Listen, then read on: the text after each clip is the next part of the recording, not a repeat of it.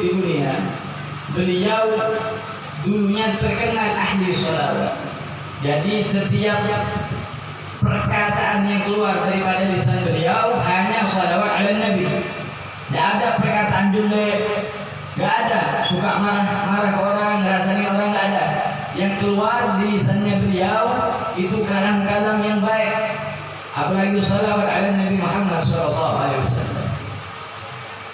Dan dalam kisah tersebut orang yang ahli sholawat ini sudah meninggal 70 tahun lamanya. Bayangkan 70 tahun lamanya. Dalam kitab ini dijelaskan orang yang ahli sholawat ini sudah meninggal 70 tahun lamanya. Dan beliau kubahnya, makamnya itu dikeramatkan oleh masyarakat sekitar. Kalau punya hajat ke sana, tabarrukan, insya Allah dikabulkan hajatnya. Memang karomahnya sangat luar biasa lantaran beliau ahli sholawat ala Nabi. Suatu ketika ada pemerintahan, ini bilang, ini lahan mau dibikin sesuatu apa anda nggak paham, harus dibongkar, intinya makamnya harus dibongkar. Orang masyarakat semua nggak setuju. Kalau aku bongkar ini, aku takut kepada Rasulullah, karena orang ini terkenal daripada kekasih Allah. Ini lisannya tidak pernah luput bersolawat ala Nabi. Lalu oleh pemerintah dijanjikan kalau kubah ini dibuka, artinya digali lagi, saya kalau ini dipindahkan kuburnya, saya akan bikinkan kubah yang bagus sehingga masyarakat bisa leluasa daripada ziarah ke makam orang ahli sholawat ini. Akhirnya setuju masyarakat ketika digali ini ya, orang yang ahli sholawat, subhanallah. Ketika digali para hadirin, jasadnya 70 tahun tidak ada yang termakan oleh binatang, tidak ada. Tidak ada, semuanya masih utuh. Tidak ada yang terjadi, semuanya masih utuh. Rambutnya panjang luar biasa, warungnya sumerbak, harumnya itu sumerbak, bau kasturi yang sangat luar biasa. Ini orang dari ahli sholawat ala Nabi Muhammad SAW. Coba kita kalau meninggal 3 tahun aja, kalau sanggup 70 tahun, 3 tahun sudah tinggal tulangnya aja seberatan. Karena kita ini belum tentu, kalau nggak sholawat ala Nabi, kalau nggak bersolawat kepada Rasul, belum tentu kita ini diampuni oleh dosanya oleh Allah Subhanahu Wa Taala. Tapi saya yakin, mudah-mudahan berkat perkumpulan ini kita pulang seberatan dosa ini dilunturkan oleh Allah Taala. Diampuni dosa yang tampak, yang besar, yang kecil, yang akan datang, yang di masa lalu. Mudah-mudahan barokahnya perkumpulan ini semua dosa-dosa kita diampuni oleh Allah Subhanahu Wa Taala. Amin amin ya rabbal alamin. Bahkan dikatakan dalam syair, wa in kanat dhunubuka laysa tukaffar bis salati ala Muhammad. Kalau orang ini merasa dirinya ahli maksiat, memiliki dosa, hendaklah orang ini tukaffar bis salati ala Muhammad. Kalau kita merasa dosa ini banyak, dari ujung dunia sampai ke langit, istilahnya dosa kita itu pasti diampuni oleh Allah Ta'ala kalau kita mau bersalawat ala Nabi Muhammad SAW. Jadi jangan berkecil hati. Kita punya hajat, merasa punya dosa, memperbanyaklah salawat ala Nabi. Kita lihat Abah Guru sekumpul Syekh Muhammad Zaini bin Abdul Ghani. Beliau seorang ulama, wali min auliya. Kenapa beliau bisa mendapatkan mazhab yang seperti itu? Beliau cinta kepada anak cucunya Rasulullah. Dan beliau, kita lihat kalam-kalam beliau sangat lembut, mengikuti daripada sunnah Rasul. Beliau setiap keluar dari lisan beliau apa? Bersidah memuji baginda besar Nabi Muhammad SAW. Kalau kita bandingkan, mohon maaf, beliau makan, kita makan berhari. Bujur gak? Beliau punya istri, kita punya istri. Beliau beribadah kepada Allah, kita juga beribadah. Tapi kenapa beliau yang diagungkan oleh Allah Ta'ala, yang diangkat derajatnya oleh Allah Ta'ala? Satu jawabannya, beliau tidak pernah lepas daripada memuji kekasih Allah, yaitu Rasulullah SAW. Pian buktikan, kalau pian punya hajat dunia maupun hajat akhirat, pengen sampai ke Mekah Madinah, pengen punya anak jadi ulama kah, intinya hajat ente semua, coba bertawassul dan berwasilah kepada kekasih Allah yaitu Habibina Muhammad sallallahu alaihi wasallam. Bahkan diceritakan dulu ada seseorang ini memang anaknya terkenal nakal, tapi ibunya tidak berputus asa, selalu bertawassul kepada Rasulullah dan meminta kepada Allah dijadikan anaknya ini yang nakal menjadi anak yang saleh. Apa yang terjadi? Setelah beberapa tahun kemudian, barakahnya ibunya membaca sholawat, anaknya Allah jadikan ulama besar. Kita insya Allah diadakan ajaran seperti ini, kampung kita ini dijauhkan daripada mara bahayanya Allah, musibahnya Allah insya Allah pergi daripada kampung ini insya Allah, amin Allahumma. Dan banyak juga berhadirin kemuliaan bagi orang yang bersalawat alaihi wasallam. Kalau salawat ini dibaca oleh orang yang miskin, yang orang nggak punya, salawat diamalkan, didawamkan oleh orang yang miskin, maka akan Allah kayakan. Kalau dibaca oleh orang yang sakit terus kerjaannya. Coba amalkan salawat aja ini. Terserah mau salawat apa pun. Yang penting istiqomah. Kalau nggak mau ribet, ada salawat. Sallallahu alaihi wasallam. Itu namanya salawat itu. Baca 1000 kali, 500 kali niat Allah, mudahan ya Allah. Lantaran aku membaca salawat ala Nabi, sehatkan badanku. Jauhkan aku dari segala mara bahayanya Allah. Jadikan anakku anak yang saleh dan salehah. Ya Allah kabulkan minta hajat, insyaallah dikabulkan oleh Allah Taala. Allahumma shalli ala Muhammad. Banyak para hadirin kemuliaan yang Allah berikan kepada orang-orang yang memang di hatinya Allah takdirkan cinta kepada Nabi Muhammad sallallahu alaihi wasallam. Rian dari tadi kan nunggu para habaib ini capek nunggu kan, lelah. Tapi saya insya Allah saya yakin penungguan pian sebelah ini, nunggunya sempian ini insya Allah menjadi hujahnya pian semua ini diturunkan rahmatnya Allah Subhanahu wa taala. Saya yakin. Karena kita mendengar daripada kalam-kalam as-salafus salih yang terdahulu, saya yakin insya Allah semuanya diselamatkan dari api nerakanya Allah. Ada juga beberapa khusus ini memang bagi orang yang betul-betul mendawamkan sholawat ala Nabi. Orang-orang yang betul cinta kepada Nabi itu ada kemuliaannya tersendiri di hadapan Allah Taala. Para sahabat Nabi, kenapa beliau menjadi orang yang paling mulia? Bahkan wali pun tidak ada bisa yang mengalahkan daripada kedudukan sahabat-sahabat Rasul. Karena sahabat-sahabat Rasulullah ini memang diajarkan cinta betul-betul ala Nabi.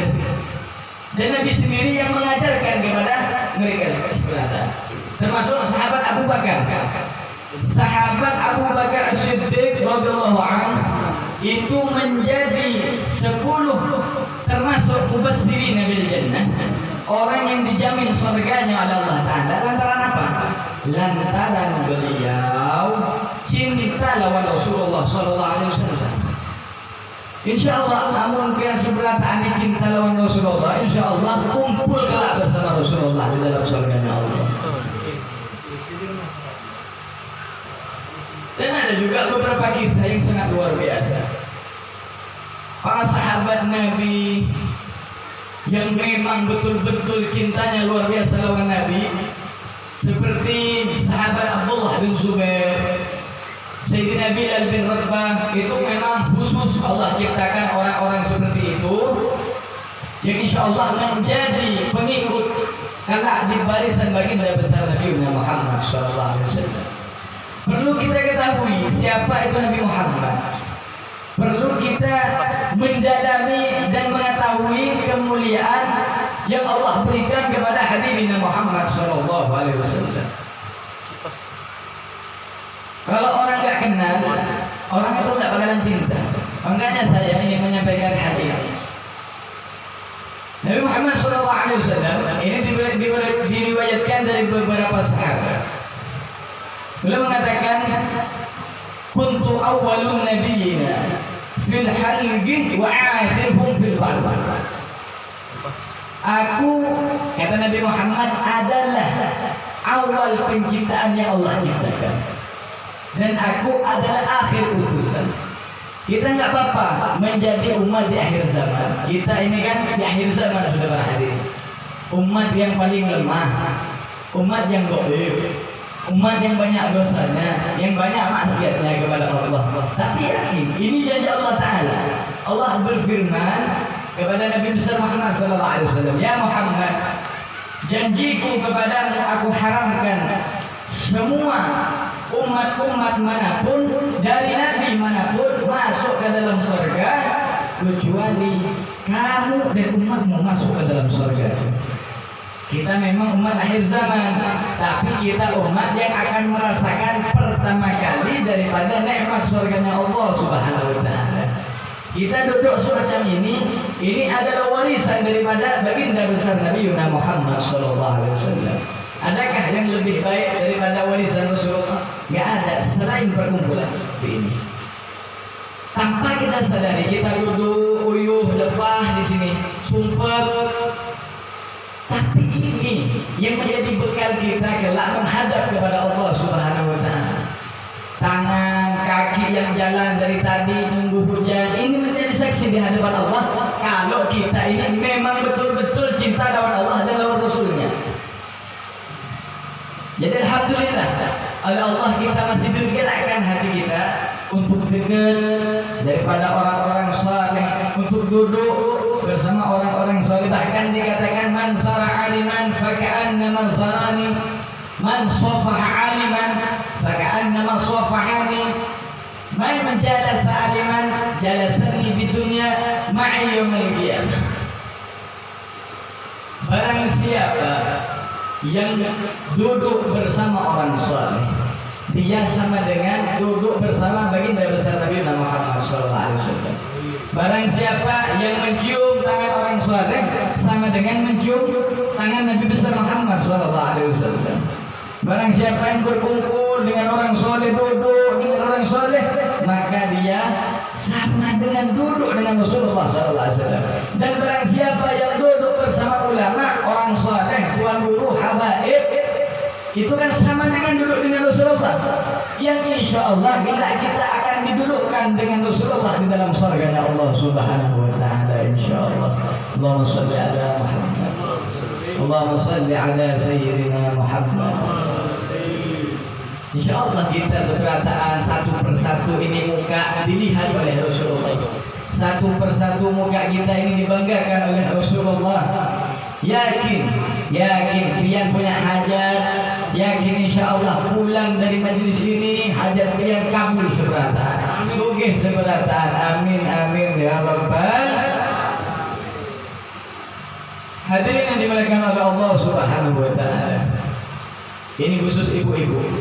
Ada amanah untuk ibu-ibu biar gampang masuk ke dalam surganya Allah Ta'ala. Untuk ibu-ibu ini khusus. Sebenarnya wanita ini paling gampang masuk ke dalam surganya Allah, dan paling gampang juga masuk ke dalam neraka. Ada di tengah-tengah.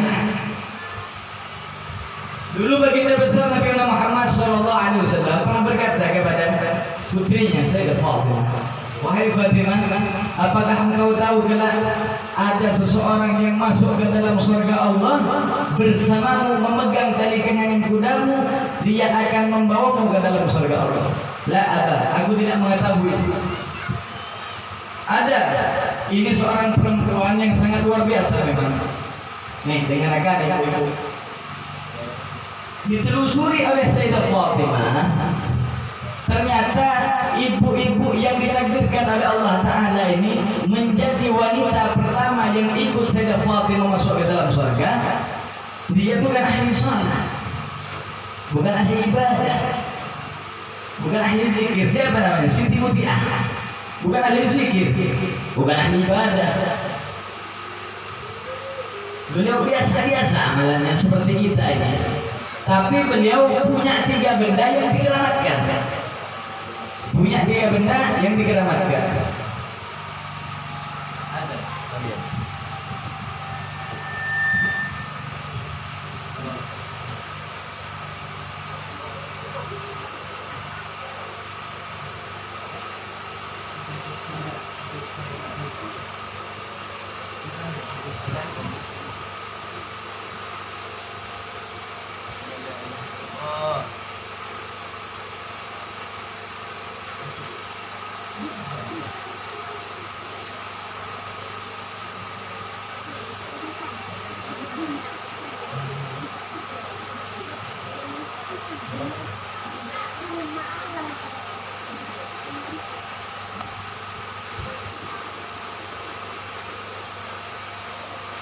Ini yang menafkahiku dan anak-anak. Bapak-bapak adalah pulang kerja gelap sama ibu-ibu. Ada tak? Itu wanita zaman dulu.